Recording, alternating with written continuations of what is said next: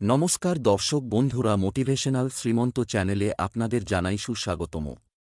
আজকে আপনাদের সামনে যে বিষয়বস্তু নিয়ে আলোচনা করব তা হল সাফল্যের উপায় জানুন স্বয়ং শিবের থেকে। মোক্ষলাভের পথ দেখায় মহাদেবের এই জীবন দর্শন, আত্মোপলব্ধির পথ দেখান মহাদেব। তাঁর জীবন দর্শন আমাদের নিজেদের চিনতে সাহায্য করে।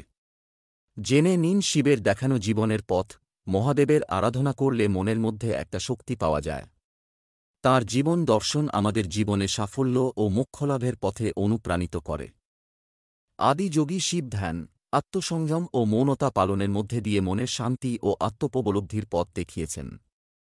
ভগবান শিব হলেন আদিগুরু। তাঁর শিক্ষা আমাদের জীবনে সকল দুঃখ কষ্ট থেকে মুক্তি পাওয়ার পথ দেখায়। তিনি পুরুষ রূপে প্রকাশিত হলেও শিবের মধ্যে নারীর সকল গুণ বিদ্যমান। সেই কারণে তাঁকে অর্ধনারীশ্বরও বলা হয়ে থাকে। দেবাদিদেব হল এই বিশ্বব্রহ্মাণ্ডের সকল জ্ঞানের ভাণ্ডার। জেনে নিন মহাদেবের এই জীবনের শিক্ষা, যা আপনাকে নিজের লক্ষ্য অর্জন করতে ও কঠিন সময় কাটিয়ে উঠতে সাহায্য করবে। শিব হলেন ধ্বংসকর্তা এবং যিনি পরিবর্তন নিয়ে আসেন। নতুন কিছুর সঙ্গে মানিয়ে ও পরিবর্তনকে মেনে নেওয়ার শিক্ষা দেন মহাদেব।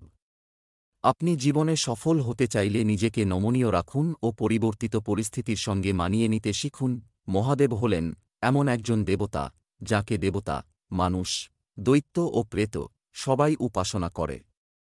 মহাদেব আমাদের শিক্ষা দেন যে সাফল্য ও ব্যর্থতা, এই দুই হল মুদ্রার এপিঠ আর ওপিঠ। তাই সাফল্য ও ব্যর্থতা উভয়কেই মেনে নেওয়া জরুরি এবং এই দুইয়ের কাছ থেকেই শিক্ষা গ্রহণ করতে হবে। সাফল্যের পাশাপাশি ব্যর্থতা থেকেও শিক্ষা গ্রহণ করলে তবেই আপনি জীবনে এগিয়ে যেতে পারবেন। দেবাদিদেব মহাদেব তাঁর ধ্যান, মনসংযোগ ও আত্মসংযমের জন্য পরিচিত। আপনাকেও সাফল্য পেতে হলে নিজের লক্ষ্যের উপর মন স্থির করতে হবে। জীবনের এই মূল মন্ত্র আত্মস্থ করে নিলে কোনো কারণেই আপনি আর লক্ষ্যভ্রষ্ট হবেন না। মহাদেবের থেকে ধৈর্যের শিক্ষা গ্রহণ করুন। ধৈর্য ধরে নিজের লক্ষ্যের প্রতি স্থির থাকলে সাফল্যের পথে কোনো বাধাই আপনাকে আর ঘায়েল করতে পারবে না। আশা করি বন্ধুরা ভিডিওটি দেখে আপনাদের ভালো লেগেছে।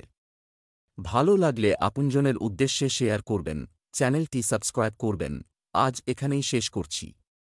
ঈশ্বর আপনার মঙ্গল করুক। নমস্কার, ধন্যবাদ।